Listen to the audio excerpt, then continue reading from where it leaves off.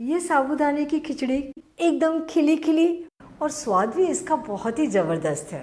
बनाना बहुत आसान है। इसे आप व्रत के लिए तो बनाते ही हैं, कभी वैसे भी बनाइए, आपको हमेशा पसंद आएगी। नमस्कार, nishamudhalika.com में आपका स्वागत है। तो बनाना शुरू करते हैं। 3 तरह के साबूदाने मार्केट में आते हैं।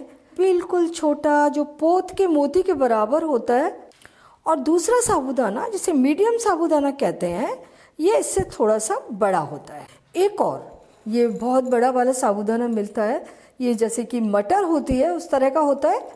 इसे भी हम खिचड़ी के लिए नहीं यूज़ करेंगे और छोटे वाले को भी यूज़ नहीं करेंगे।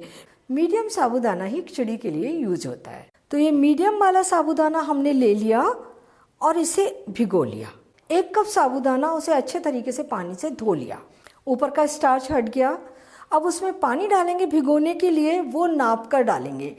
1 कप साबूदाना लिया है तो पानी डालेंगे पौना कप। 1 कटोरी ले रहे हैं, पौना कटोरी पानी डाल दीजिए। ज़्यादा पानी डाल देंगे तो साबूदाना थोड़ा सा ज़्यादा पानी सोख कर लेगा और खिचड़ी खिली खिली नहीं बनेगी। ये देखिए, साबूदाने भीग कर तैयार हुए और कितने अच्छे हुए। एक एक साबूदाना मोती जैसा दिख रहा है, और इसे आप दबा कर देखें तो ये पूरी तरीके से मैश हो रहा है। इसी तरीके से साबूदाना फूलकर तैयार होना चाहिए। साबूदाना अच्छे तरीके से फूलेगा तो खिचड़ी बहुत अच्छी बनेगी। साबूदाने फूलकर तैयार हैं। अब खिचड़ी बनाने में बिल्कुल देर नहीं लगती। ये पैन ले लिया और इसमें डाल देंगे 2 टेबल स्पून घी। आप इस खिचड़ी को ऑयल में भी बना सकते हैं। घी को गर्म होने देते हैं। गर्म घी में डालते हैं 1 छोटी चम्मच जीरा, और जीरे को भुनने के बाद ये 1 आलू बॉईल किया हुआ, जिसे छोटा छोटा काट लिया है,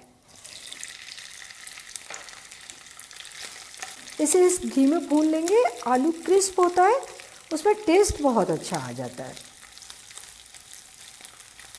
आलू को 2 मिनट भून लिया, हल्का सा भुरभुरा दिख रहा है। ये 1/4 कप मूंगफली के दाने भुने चिले, इन्हें भी इसी के साथ डाल देते हैं और हल्का सा भूनते हैं। वैसे तो ये भुने हुए हैं, लेकिन और थोड़ा सा घी में भून लें तो अच्छे क्रंची हो जाते हैं। 1 मिनट इसे भून लिया। अब ये 10-12 करी पत्ता, इनको अच्छा सा चटर पटर होने देते हैं, भुन जाए, क्रिस्प हो जाए, और ये तो झटपट भुन जाते हैं। ये 2 हरे मिर्च बारीक कटे हुए, ये भी घी में डाल देंगे और हल्का सा भून लेंगे।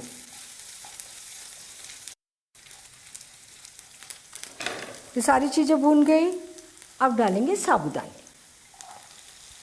और इसी के साथ डाल रहे हैं मूंगफली दाना पाउडर। 1/4 कप मूंगफली दाने को हमने दरदरा पीस लिया है। अब इसे मिलाते हुए मिक्स करें।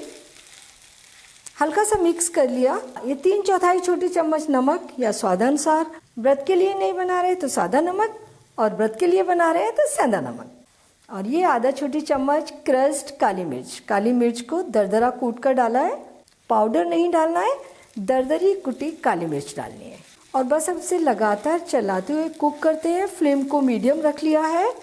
साबूदाने को ट्रांसपेरेंट होने तक, इनका कलर चेंज होने तक हमें इसे कुक करना है। ये खिचड़ी बहुत जल्दी बनती है। अगर आपको झटपट कुछ नाश्ता बनाना है तो फटाफट ये खिचड़ी बना सकते हैं। बस साबूदाने भिगोने का ध्यान जरूर रहना चाहिए।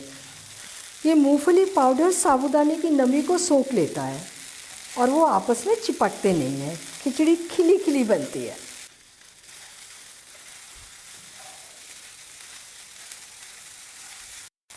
साबूदाने का कलर ट्रांसपेरेंट हो चला है। हम इसे लगातार चलाते हुए कुक कर रहे हैं। फ्लेम मीडियम रखी है।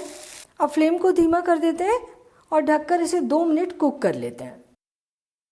2 मिनट इसे भाप में कुक कर लिया, और देखिए सारे साबूदाने ट्रांसपेरेंट हो गए हैं। 2 मिनट इसे चलाते हुए और कुक कर लेते हैं, और फ्लेम को धीमा ही रखेंगे।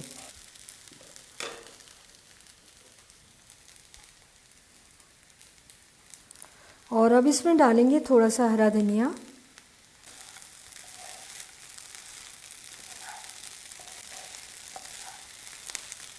और लास्ट में डालेंगे 1 नींबू का रस। फ्लेम बंद कर देते हैं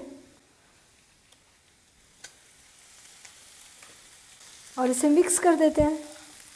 और ये देखिए एक एक साबूदाना अलग अलग है, एकदम खिली खिली खिचड़ी बनी है।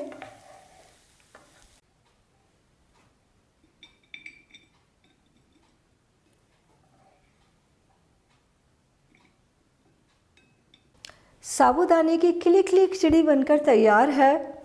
इसे आप व्रत के लिए बना सकते हैं या फिर नाश्ते के लिए। बनाने में आपको कोई दिक्कत नहीं आएगी, बस थोड़ा सा ध्यान रखना है। मीडियम साइज़ के साबूदाने लीजिए, उन्हें अच्छे तरीके से धोकर भिगो दीजिए। भिगोते समय आपको ध्यान रखना है, पानी बहुत ज़्यादा नहीं डालना। 1 कप साबूदाना ले रहे हैं तो उसमें आप पौना कप पानी डालिए। 1 कटोरी साबूदाना है, पौना कटोरी पानी डाल दीजिए। ढककर 2.5 से 3 घंटे के लिए रख दीजिए। साबूदाने फूलकर तैयार हो जाए तो खिचड़ी तुरंत बन जाती है, बनाने में कोई दिक्कत नहीं आएगी। तो आप ये खिचड़ी ज़रूर बनाइए और अपने अनुभव मेरे साथ शेयर कीजिए और मुझे बताइए कि मुझे आपके लिए और क्या बनाना है। अगर आपने मेरा चैनल अभी तक सब्सक्राइब नहीं किया है तो प्लीज़ इसे तुरंत सब्सक्राइब कर लीजिए। बेल आइकन भी दबा दीजिए ताकि मेरी आने वाली रेसिपीज़ के नोटिफिकेशंस आपको मिलते रहें।